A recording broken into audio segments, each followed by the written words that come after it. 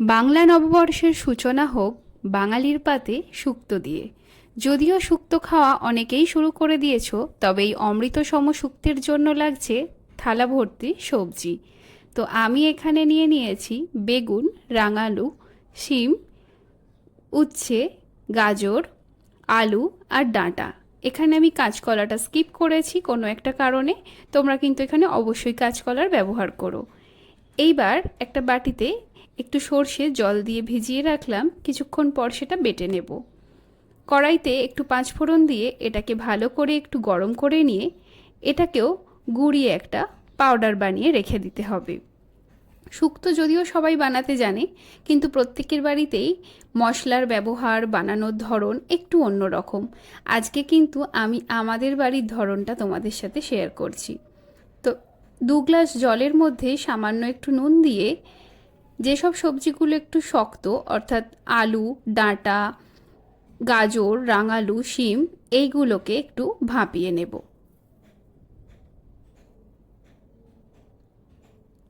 সবজি অনুযায়ী জলটা একটু কম, তাই আরও 1 গ্লাস জলের মধ্যে অ্যাড করে দিলাম।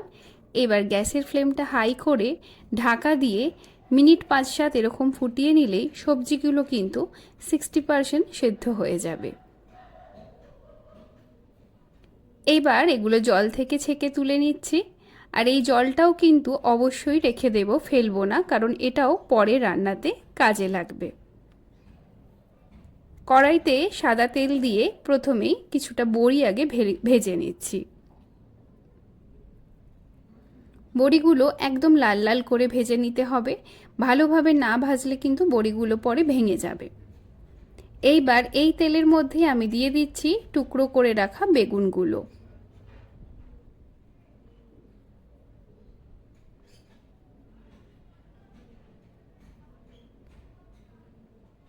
বেগুনগুলো ভালো করে ভেজে নিয়ে তুলে নিয়ে একই তেলে দিয়ে দিচ্ছি এবার উচ্ছে।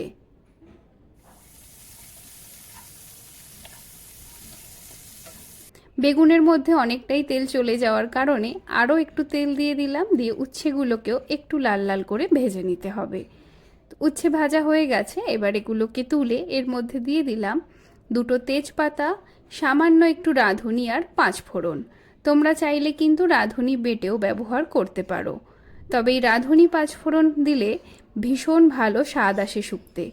সাথে দিয়ে দিলাম 1 চামচ ঘি, আর ঘি গরম হতেই দিয়ে দিলাম ভাপিয়ে রাখা সবজিগুলো।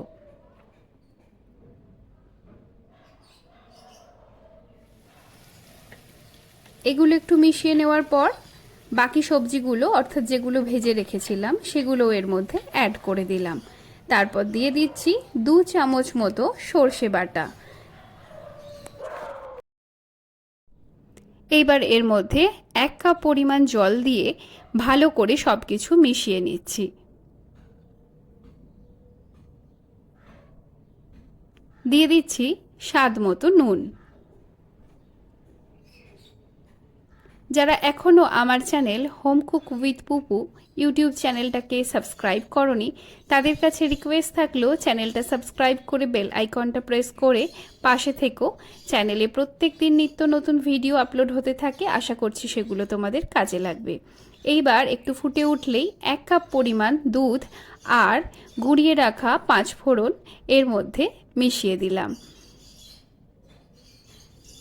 এইবার এটাকে ঢাকা দিয়ে 10 মিনিট ভালো করে ফুটিয়ে নেব। দুধ আর জলটা যখন অনেকটা ঘন হয়ে আসবে, তখন এর মধ্যে সামান্য একটু চিনির দানা আর ভেজে রাখা বড়িগুলো দিয়ে ভালো করে আবার সব কিছু মিশিয়ে নিতে হবে।